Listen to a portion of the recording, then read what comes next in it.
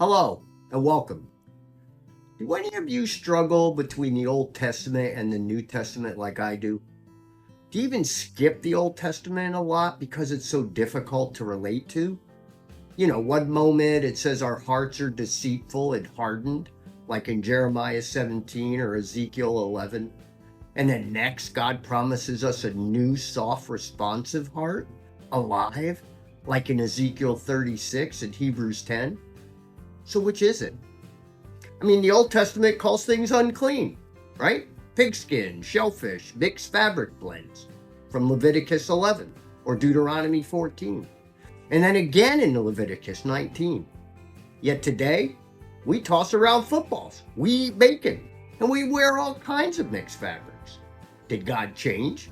Or did something deeper, more significant happen? See, in the New Testament, Jesus says, I did not come to abolish the law, but to fulfill it. That's in Matthew 5. Now, what if that means he didn't come to dismiss or render the law meaningless, nor to expect us to obey it 24/7? But he brought it to completion himself, knowing we could never fulfill it on our own. What if he lived it perfectly, not so we could live recklessly, but so we could live restored, with hearts that desire what God desires, just like we read in Romans 8, and then affirmed in Galatians 5. See, we quote the Old Testament when it suits us, and we ignore it when it doesn't. But maybe the point isn't picking and choosing.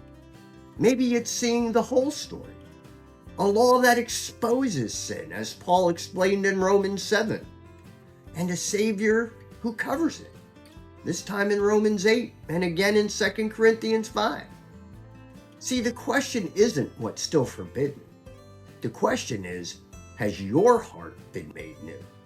Just like prayed in Psalm 51, and then as promised in 2 Corinthians 5. Food for thought.